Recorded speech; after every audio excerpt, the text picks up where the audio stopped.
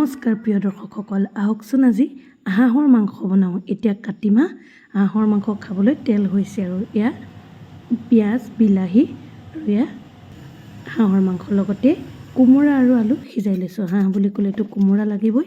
মছলাৰ কাৰণে জিৰা, ধনিয়া আৰু কেইটামান জালুক মই তিয়াই লৈ পেলাই মিক্সিত পিষ্ট কৰি লৈছোঁ আৰু এয়া নহৰু আদা থেতালি লৈছোঁ।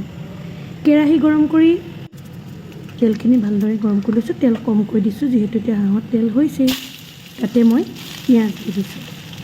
হাঁহৰ মাংসত কিন্তু মছলাটো ভজাৰ লগত বহুত কথা আছে দেই। বহুত সময় ভালদৰে যত্ন কৰি ভাজিলে খাবলৈ কিন্তু বহুত সোৱাদ হয়।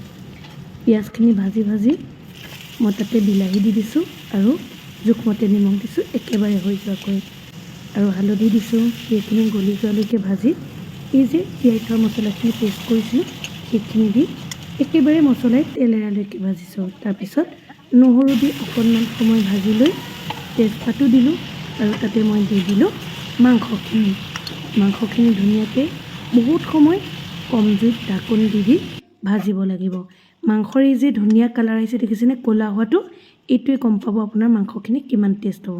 তাতে মই সিজাই লোৱা কোমোৰা আৰু আলুখিনি ধুনীয়াকৈ দি দিছোঁ আৰু কোমোৰাখিনি জহি যোৱালৈকে ভাজিব লাগিব।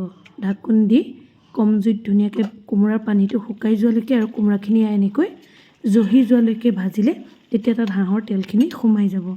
এনেদৰে ভালদৰে ভাজি একদম উতলাই লোৱা পানী মই মাংসত দি দিছোঁ।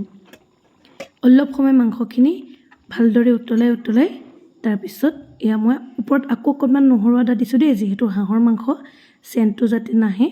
তাৰপিছত এয়া কেঁচা জলকীয়া আৰু ইলাচি দিছোঁ, যিহেতু মোৰ ছোৱালীজনীয়ে খাব। মই জলকীয়া পিছত দিছোঁ তাইলৈ কাঢ়ি লৈ, আৰু তাতে মই এয়া জালুকৰ গুড়িও দিছোঁ। হাঁহৰ মাংসত কিন্তু জালুকৰ গুড়াটো মেইন, আপোনালোকে দিবই দিব। আৰু এয়া আমাৰ ধুনীয়া হাঁহৰ মাংস ৰেডি। ধন্যবাদ।